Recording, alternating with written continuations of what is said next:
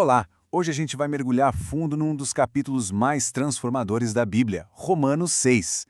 Ele toca num ponto que, com certeza, muita gente já se perguntou.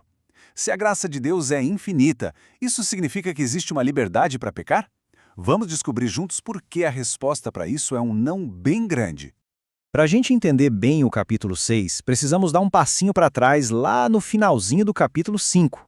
Ali, o apóstolo Paulo faz uma declaração, assim, radical, onde o pecado foi gigante, a graça foi ainda maior. Só que essa verdade, que é maravilhosa, se for mal interpretada, pode levar a uma conclusão bem perigosa.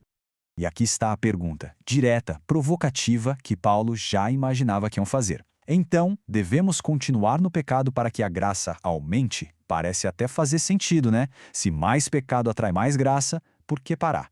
É exatamente essa lógica perigosa que o capítulo 6 vai desconstruir. Paulo nos mostra que essa pergunta, apesar de parecer lógica por fora, na verdade revela uma falta de entendimento profundo sobre o que a salvação realmente é. Não se trata só de perdão, é sobre transformação. A resposta dele não é só negar, é redefinir quem nós somos. A resposta de Paulo não é um simples não. Ele vai introduzir um conceito fundamental que simplesmente destrói esse argumento: a nova identidade de quem crê em Cristo. A rejeição é imediata, é forte. De maneira nenhuma, ou como em outras traduções, jamais. Para Paulo, a ideia de continuar no pecado é totalmente incompatível com a nova identidade cristã. A questão não é a gente pode, mas sim como a gente conseguiria. Isso nos leva a entender o que, afinal, significa morrer para o pecado. Olha, é fundamental entender isso aqui. Mortos para o pecado não quer dizer perfeição ou que a luta acabou, de jeito nenhum. Significa que a nossa relação de base com o pecado mudou. Pensa assim, houve uma troca de chefia. O pecado não tem mais autoridade legal sobre nós. Certo. Então, como é que essa morte para o pecado acontece na prática? Paulo usa uma das analogias mais poderosas de toda a Bíblia para explicar essa nova realidade espiritual: o batismo.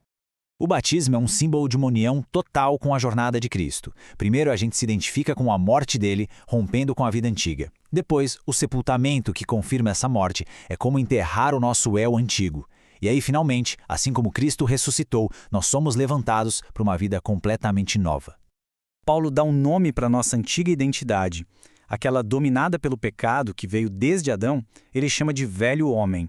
E a grande notícia é que esse velho eu não foi só reformado ou melhorado. Ele foi judicialmente crucificado com Cristo. Deus mesmo o colocou na cruz. E para que tudo isso? O objetivo é super prático. Essa união com Cristo quebra o poder do pecado. O nosso corpo, que antes era como uma ferramenta para o pecado, é neutralizado. E o resultado? Liberdade de verdade.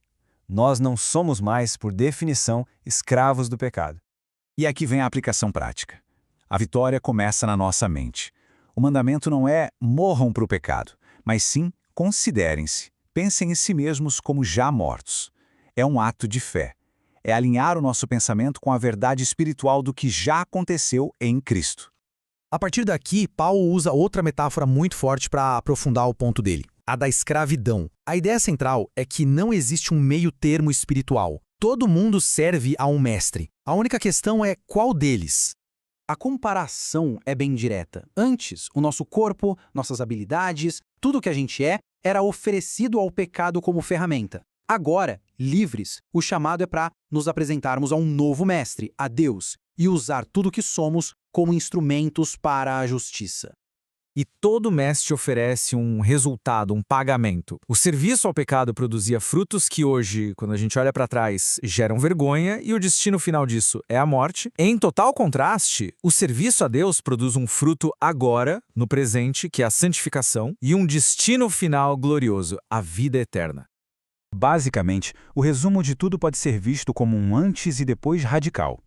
Antes, o mestre era o pecado, o fruto era a vergonha, e o fim, a morte. Agora, o mestre é Deus, o fruto é a santidade e o destino é a vida eterna. É uma mudança completa de sistema. Paulo então se encaminha para a conclusão do argumento dele com um dos contrastes mais famosos e poderosos de toda a Bíblia. O ponto-chave é este: o pecado paga um salário. É algo merecido, que se ganha pelo serviço. e o pagamento é a morte. Do outro lado, a vida eterna não é um salário, é um presente, um dom gratuito. Não é algo que a gente merece, mas que a gente recebe pela fé. E aqui a gente chega na síntese perfeita do capítulo inteiro, uma das frases mais conhecidas das Escrituras. Ela resume todo o argumento.